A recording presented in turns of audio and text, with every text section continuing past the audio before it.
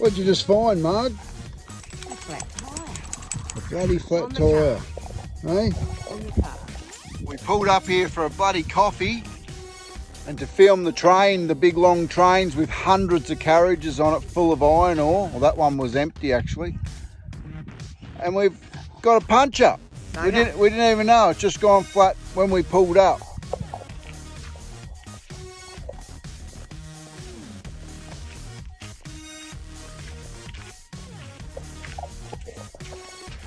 Yep. She's flat.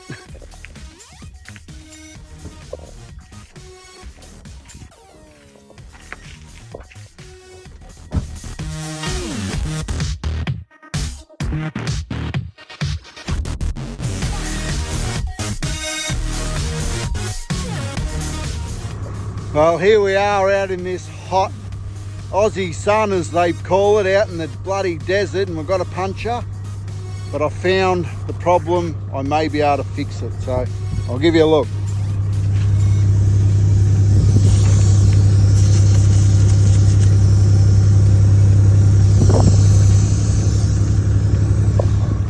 So you can see there I've run over a bit of steel or something back there, and an air leak like that probably takes 2 or 3 minutes to go down.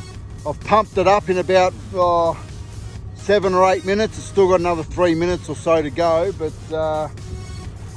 thankfully for these little buggers, these little tools here on the side of the road are brilliant. So you ream the hole out with this one, and you put one of those leather straps covered in glue through here, through the middle. You ream that in through the hole that you made that's already there. You've got to make it the right size, and then you twist this one, twist it back and forth and pull it out. And if all goes well, that with the glue will fix that hole.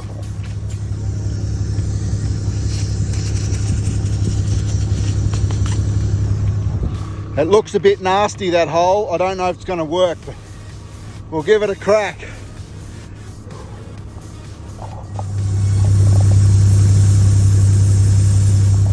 So we've reamed that one out. When I pull that one out, it's going to leak a lot more air. So this is what I'm saying. You just cover this in glue. Hopefully there's glue in there. Yep, look at that. The glue acts like a lubricant until it gets put under pressure, and then you're away.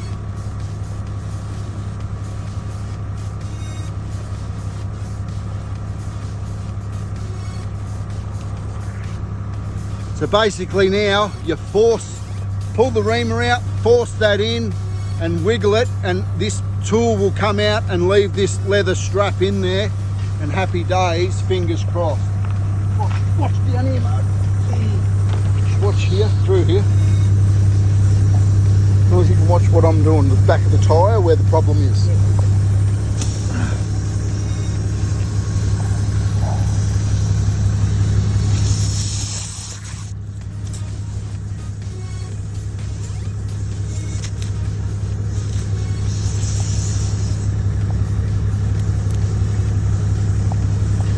Righto, let me out. I had to stop again. Righto. Stop again? So it's still pouring out of that crack under there. So if I can slide another one in, it just might work. Bit more glue.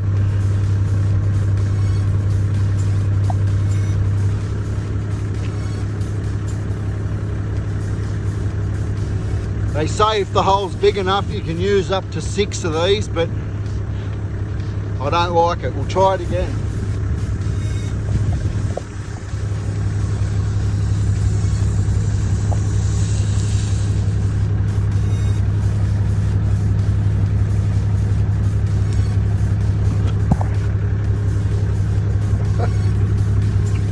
I've got a feeling that might have worked. Fingers crossed. I think we got it. Right, so we've had to go for number 3. It's just leaking, and I know when I drive down the road, it'll leak. With number 3 in it, I reckon we're right. We're out of glue, so I have to sort that out in one of our country towns.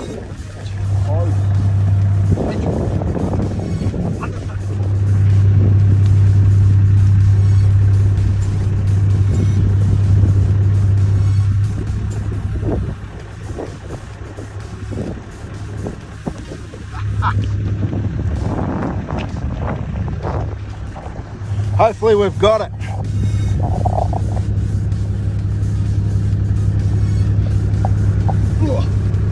So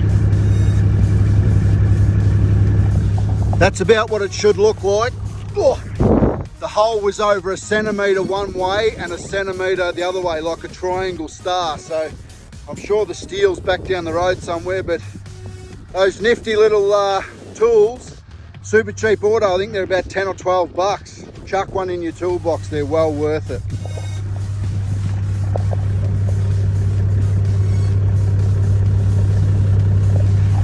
We're almost up to pressure.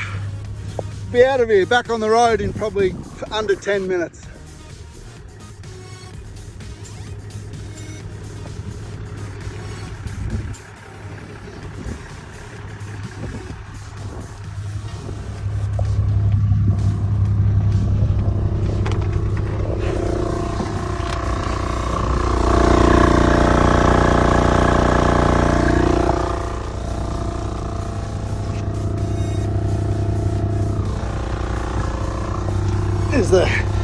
There's the air storage tank in there.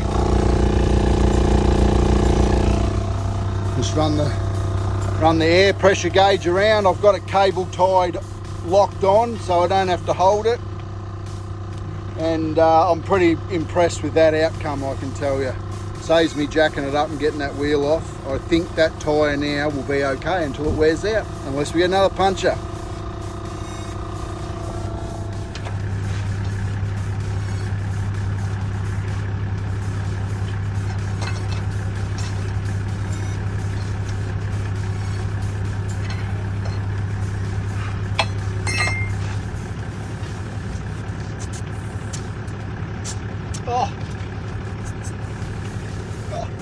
Lost no pressure at all in 10 minutes.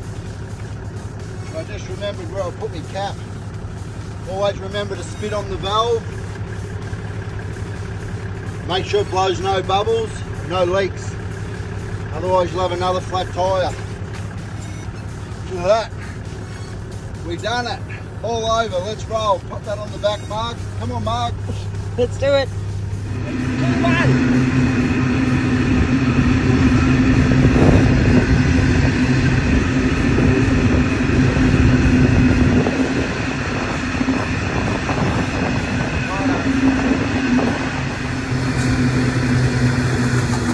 Righto, now that noisy bloody train's gone. Yeah, that glue and the pipes that I put in the hole in the tyre. So you can see that train and the dust up the back of me in the distance. I just had to talk to that guy in the ute. Those trains are so noisy when you're parked right beside them and so dusty, you really need to get out of the way, but we've done it. Those pipes, the leather pipes that I've put in that hole with the glue are designed to do exactly what I just showed you, and that's seal that hole up. The glue, when it gets under pressure, it dries really like a really strong silicone, but it's also flexible. So, you know, it's obviously made for Aussie conditions. It's made for worldwide conditions, whether it's dirt or bitumen, doesn't matter. That stuff is brilliant. So I highly advise that you get one of those kits in your toolkit in your car or whatever, whether you're going off the track or not. If you get home in your driveway and you hear it, chances are you can fix it in 3 or 4 minutes instead of a $40 or $50 puncher repair and the time that you lose. It's a pain. It's a pain like these bloody flies out here. They're friggin' everywhere. But anyway, always double and triple check your work. The last thing you want to do is get down the road and have another problem or lose tools that you've sat on the drawbar, or you haven't shut the back end properly, or, you know, make sure you triple check your wheel nuts, and even again the next day because they can come loose if you haven't quite got them right. You know, triple check your spare. I might get a K down the road and get another puncher. You don't know. You want to make sure we're in a very remote area. You want to make sure that you're safe and you can get yourself out of here. See you guys. There's another helper. Almost every car has stopped to help.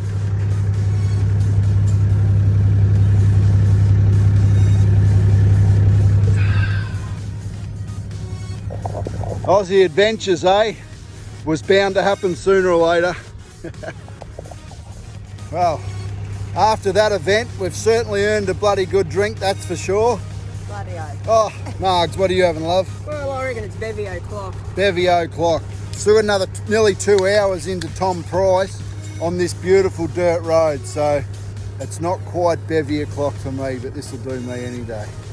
Bit of rocket fuel, I call it. That's what it is. You're nice and cold.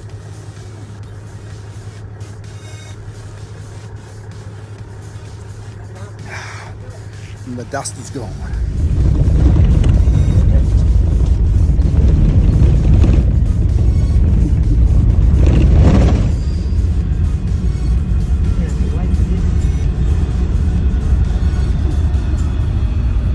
Look at Gertie.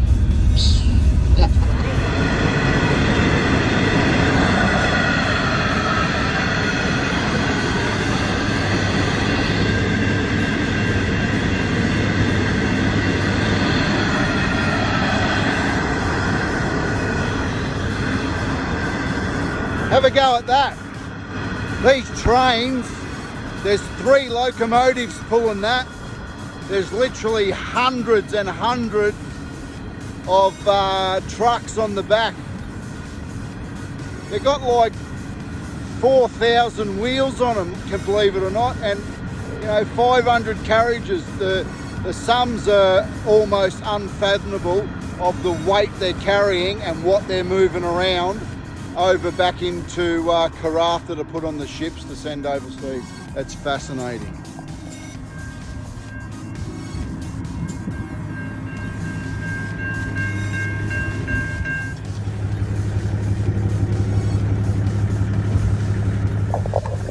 That's what it'll look like after about 100 Ks on the dirt. Within a couple of days it'll be completely gone and you'll barely be able to see where I put those straps in.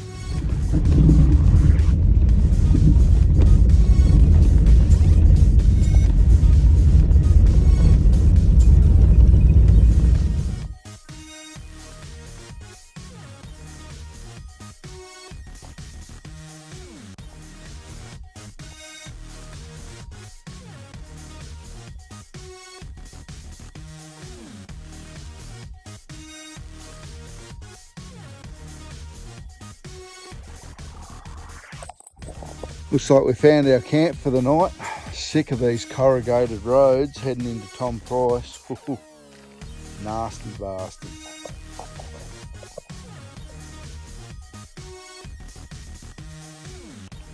Oh. Well, after a pretty eventful day, we've thrown the towel in. The corrugated roads out here are driving us mad. We've had enough, we've pulled up.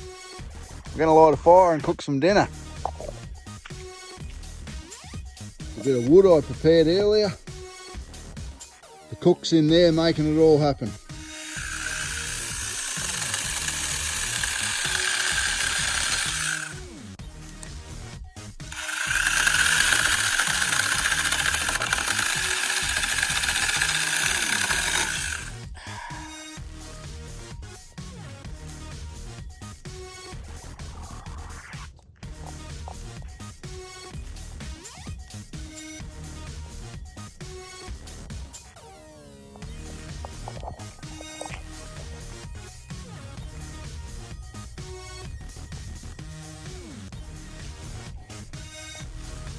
What can I say? We got there. Dinner time.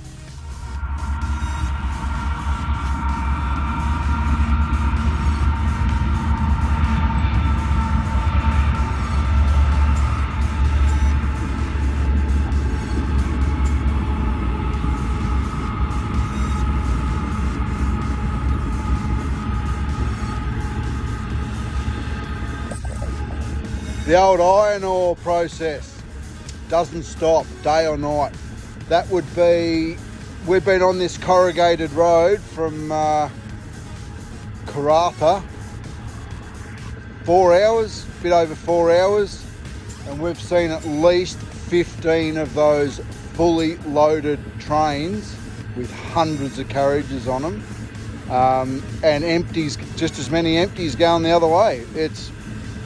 The process blows my mind. The scale of it is wow, just wow.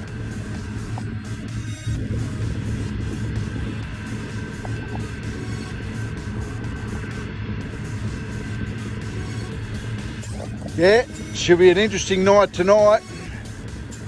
Every 20 minutes, half an hour, there's a fully loaded train heading to Karratha. All right, Margs, what was the best bit about today, love? Seeing you change the tyre. Seeing me change the tyre. I didn't change the tyre. What are you talking about? Well, you know, repair the tyre. Oh, you mean see me sweat? That's the one. Yeah, I haven't seen you do that in a while. Well, I haven't been on the tools for a while, but Chichi's been a long, dusty day. Mm-mm.